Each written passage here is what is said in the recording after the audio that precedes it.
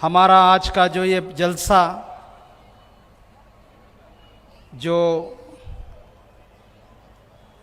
Peoples political conference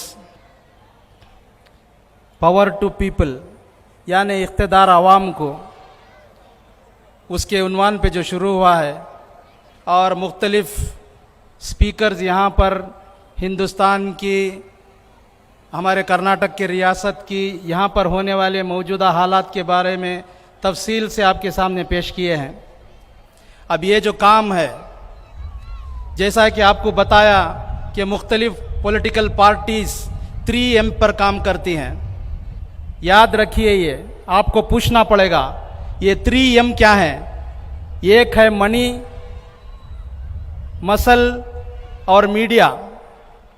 जितने भी पार्टियां जो आज काम कर रही हैं पैसे के बलबूते पे यानी मनी पावर पे, और दूसरा ज़बरदस्ती गुंडागर्दी मसल पावर पर, और तीसरा मीडिया पावर पर।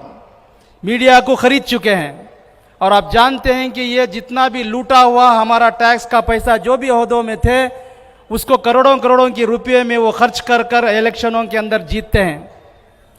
लेकिन हमारी social democratic party of India एक ऐसी तंजीम है, एक अनोखी पार्टी है, इसका किसी से हम मुकाबला नहीं कर सकते। कुछ लोग बोलते हैं कि आप भी वैसे ही पार्टी, आप भी ऐसे बड़ी। नहीं, हम इन सारी पार्टियों से उठकर बालातर होकर हम एक बड़ी बेहतरीन हक परस्त पार्टी हैं जो और लोगों को खरियों खरियों से लाते हैं, पैसे देते हैं, शराब देते हैं, पैसा दे के लोगों को बुलाते हैं। लेकिन यहाँ मैं पूछना चाहता हूं इस जम्मे गफीर को कि क्या आपको पैसा दिया गया था? नहीं, क्योंकि ये पार्टी किसी एक आदमी की नहीं है। ये social democratic party of India सारे अवाम की, मजलूमों की पार्टी है। तो इस पार्टी के लिए अगर हम काम करना है तो इसका ताउन भी होना चाहिए। मैं इससे शुरू करता हूं कि जैसा आपने बगैर पैसे लेके आए, इस पार्टी को भी ताउन करना आपका सबसे बड़ा अहम फरीजा है। आप आइंदा वोट भी देंगे, पैसा भी देंगे, ये उम्मीद करते हुए हमारे कारकुनान आपके सामने जो है बकेट लेके आएंगे चंदे के लिए। आप दिल खोलकर इसका इमदाद करती जाइए। मेरी बात शुरू करता हूं। आज का जो जलसा जो शुरू हुआ उसकी ओपनिंग यहां पर एक स्क्रीन हटाकर ओपनिंग हुई थी। आपको मालूम है क्या?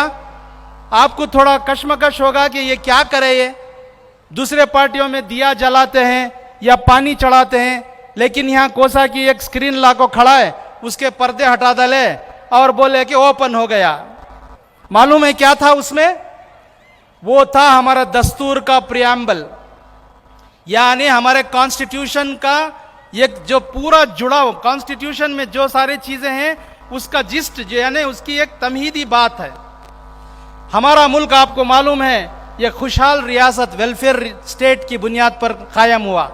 तो उसके लिए किस तरह से हमारा दस्तूर होना वो प्रियम्बल में पूरा मौजूद है, जिसको हम लोगों ने यहाँ इनॉग्रेशन में किया और वहाँ ठहरा हुआ है। अब वो प्रियम्बल में क्या लिखा गया मैं पढ़ता हूँ आपके सामने।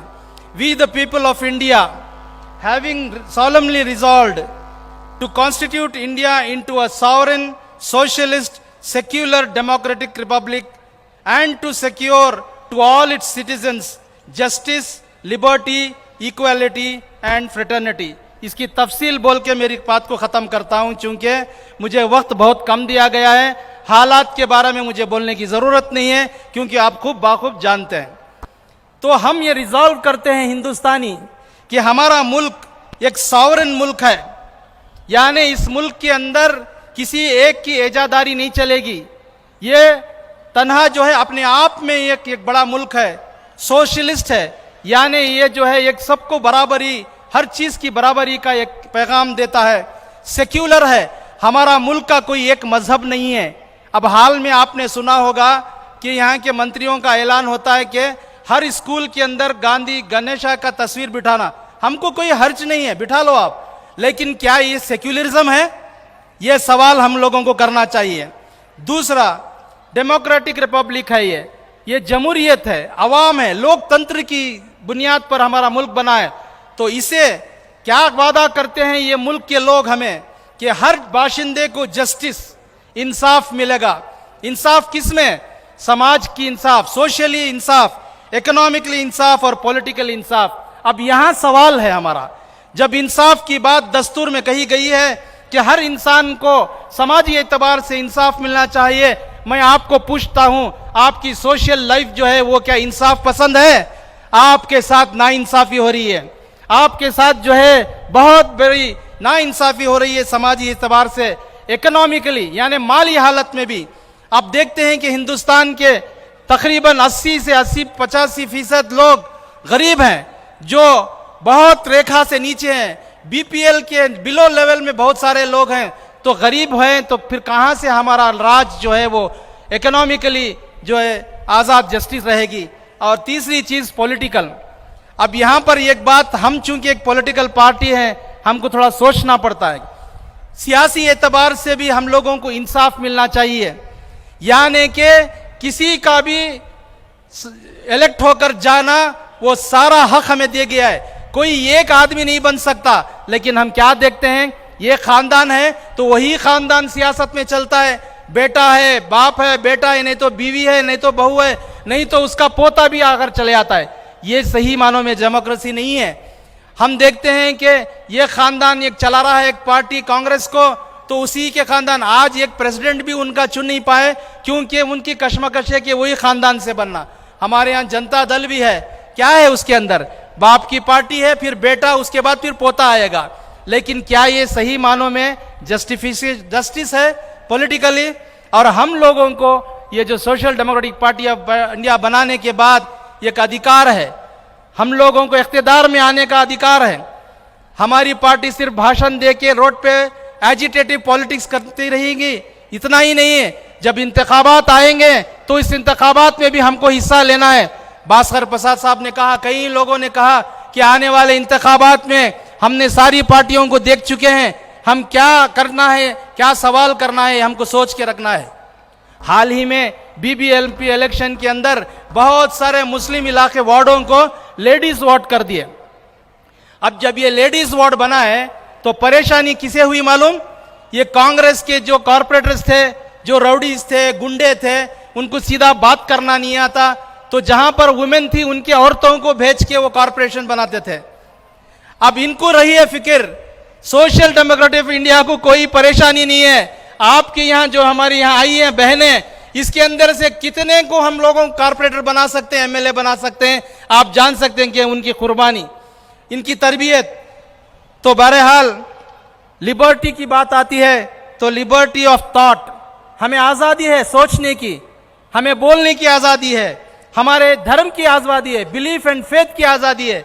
लेकिन क्या ये मुकम्मल हो रही है? क्या हम हमारे अपने आप को अच्छा सोच सकते हैं? क्या हम हमारा एक्सप्रेशन कर सकते हैं, बोल सकते हैं? उस पर कई कानूनें लगाकर हमें पाबंद किया जाता है। और हमारा धर्म, फेथ के बारे में बोलते हैं, तो आपको कौन सा मजहब चाहिए, वो मजहब में क्या इख्तियारात दिए गए हैं, इसकी पूरी आज़ादी हमें दी गई है कॉन्स्टिट्यूशन में। लेकिन क्या मिल रहा है, ये हमको याद करना है, सोचना है।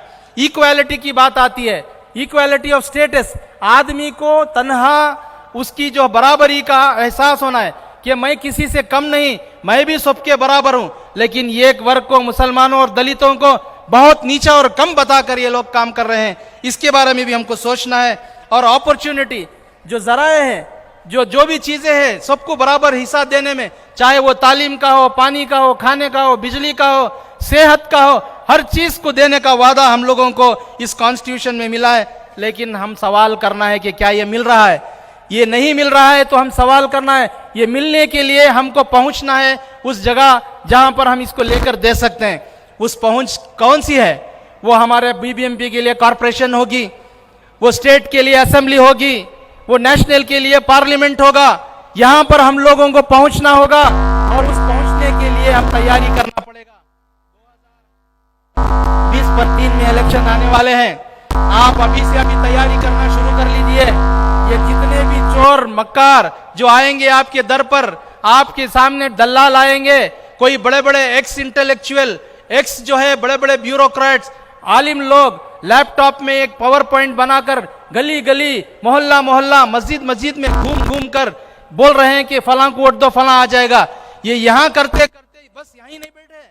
आपको बताऊं, यहाँ की जो टोली थी वो दलाल सेक्युलर पार्टी को गया है। यहाँ कांग्रेस को गया, वहां सपा को गया, फलान जगह गया, फलान जगह गया। हम इनको 80% वोट देके इनको इख्तिदार पे लाते हैं, उसके ऊपर आवाज उठाने वाला नहीं है। हमें हमारी सिटीजनशिप के बारे में सवाल किया जा रहा है, इसके बारे में कोई पूछ नहीं है। और ये लोग आकर हमको जो है कहते हैं, इस मर्तबा का जो इंडिपेंडेंस डे मनाया गया था, हम हमेशा की तरह मनाते हैं, झंडा लगाते हैं, लेकिन इन्होंने एक नया बनाया फॉर्मूला, हर घर झंडा। हम इनको पूछना है, हमने हमारी आंखों से देखा है, 25 साल पहले से हम देख रहे हैं, न जाने इससे पहले यहां पर एक बन्नप्पा पार्क बोलकर है कॉरपोरेशन के सामने, उस ग्राउंड में 14 तारीख की रात को ये आरएसएस वाले इनका झंडा चढ़ाते और कहते थे कि हम हिंदू राष्ट्र बनाएंगे। ये लोग कभी हमारा तिरंगा नहीं चढ़ाए थे, अब आज ये हमको सिखा रहे हैं कि तिरंगा लगाओ, तिरंगा लगाओ, तिरंगा लगाओ। ये सवाल हमको करना है, और ये हमारे लिए वो बुल वतनी के बारे में सवाल करते हैं, ये हो नहीं सकता। हमें इख्तियार है प्रोटेस्ट करने, हो नहीं सकता। जब ना बराबरी, इनजस्टिस हो रहा है, तो जस्टिस के लिए आवाज उठाने का हमारा हक है। तो उस हक को लेकर social democratic party of India खड़ी है।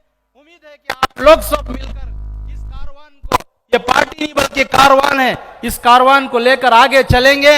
आने वाली नस्लों को जो है आजादी सही मानों में ये प्रेम्बल का पूरा नतीजा मिलेगा। ये कहते हुए मेरी बात को खत्म करता हूं। अस्सलामु अलैकुम रहमतुल्लाहि व बरकातुहू।